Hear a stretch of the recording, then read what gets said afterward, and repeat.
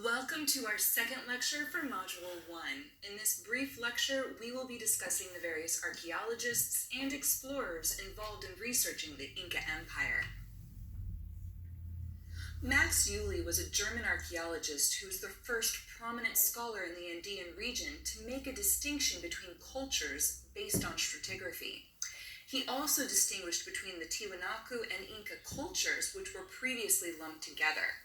He did, however, believe incorrectly that the Andeans were influenced by Mesoamerica. Hiram Bingham is probably the most famous and well-known explorer associated with the Andean region. He was an American explorer, missionary, politician, aviator, and archaeologist. He was sponsored several times by Yale and National Geographic, and during his 1911 expedition, he discovered Machu Picchu. This amazing archaeological discovery inspired many future Andean archaeologists. Julio C. Tello was an indigenous archaeologist and is considered to be the father of Andean archaeology, and in fact he became the director of the National Archaeology Museum of Lima. He is best known for studying the Chavin, which was one of the earliest Andean civilizations predating the Inca. Tello also believed that Andean civilizations developed independently. John Murrah was a Ukrainian professor at Cornell and believed trade with the lowlands was key to highland survival for the Inca. As a result, he developed the concept of a vertical archipelago to describe the Andean civilization, a concept we still use today. John Howland Rowe was an American archaeologist and anthropologist who taught in Cuzco. He's really well known for his two works, Introduction to the Archaeology of Cuzco and the Handbook of South American Indians. Now, instead of lumping the chronology into early classic, classic, post-classic like we see elsewhere in the Americas, he developed the concept of horizons and intermediate periods.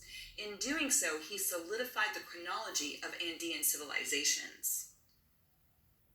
All right, so what are horizons and intermediate periods? Well, horizons are periods in which power is centralized and social organization is at the level of state or empire.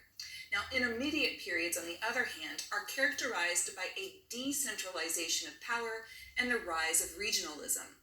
The highest level of social organization usually achieved during intermediate periods is that of a chiefdom or a small state.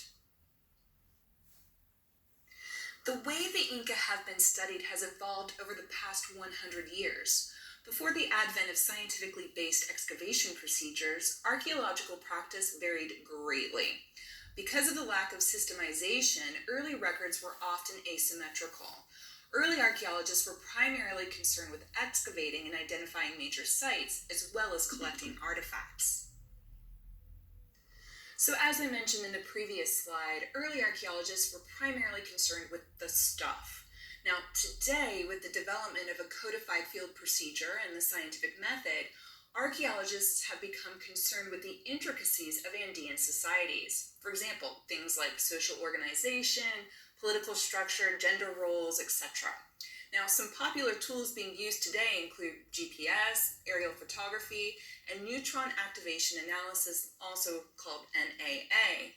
NAA provides qualitative and quantitative elemental analysis of artifacts, minerals, and biotic materials. Therefore, it can be used to identify the source of clays to determine where pots originated. There are all sorts of other really neat tools that are being used, like stable isotope research, for example. These will pop up periodically as I go through future lectures, so keep a close eye. If you're not sure what a particular technique is or what it does, feel free to email me or post it in the discussions area. I'm happy to talk to you guys about it. One of the biggest issues facing archaeologists today, and not just for those who work in South America, is looting. Looting or pillaging for artifacts has single-handedly been the most destructive force in our understanding of ancient civilizations. In the Inca region, looting has been uncontrolled since the Spanish conquest and was spurred on by the vast amounts of silver and gold in the region. For example, the Spanish would pillage gold and melt it down to bring home to Spain. Now, looting happens throughout time and is not a modern notion. However, modern looters are called huaqueros. Now, they don't melt gold, rather they sell the artifacts on the black market. These losses have greatly affected our knowledge of the ancient Inca. So, fancier artifacts like gold based artifacts tend to be the ones that are looted. There are other types of documentation, artifact wise, that do still exist, and it's because they don't have a monetary value, I guess you could say, in today's society. So, if you can recall, I mentioned that the ancient Inca did not have an alphabetic tradition. But this does not mean that they did not have methods for recording information. So the quipu is a group of knotted strings used for recording that special kind of information. Sometimes they're called talking knots and are often made of llama, alpaca, or cotton thread and could have up to 2,000 different chords. The quipu was organized in a decimal system with each knot representing a unit of 10. Quipus primarily contain information on the census, so counting numbers, as well as documenting the number of tribute payments from somebody. So how did this information get passed around? Well, that came with the help of chasquis. Chasquis were relay runners who would pass the quipus along a route until it reached its final destination. They would announce their arrival by blowing into a conch shell. Now, obviously, the quipus could only record mathematical information. So with regards to stories, the Inca relied on oral storytelling. You're going to be learning more about the quipu later this semester.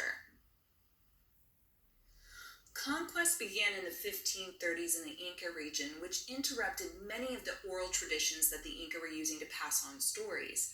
Thus, most of what we know about the Inca at this time comes from Spanish accounts. There are different types of records that we have from the Spaniards. These include chronicles, which are a narrative device used to describe historical events in chronological order. Many of the first chroniclers of the Inca were the conquistadors themselves, and most often they were written from a military perspective.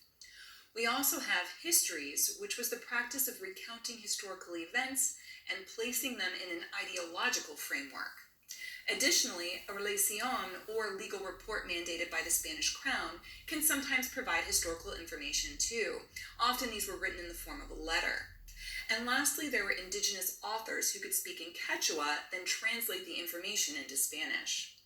Now, there are some problems with these different types of written records. Probably the most prominent was the temporal and cultural distance between the recorder and the actual event. Thus, some information could have been distorted. Archeology, interpreting evidence, and reporting finds fill in the holes or discrepancies from these written records.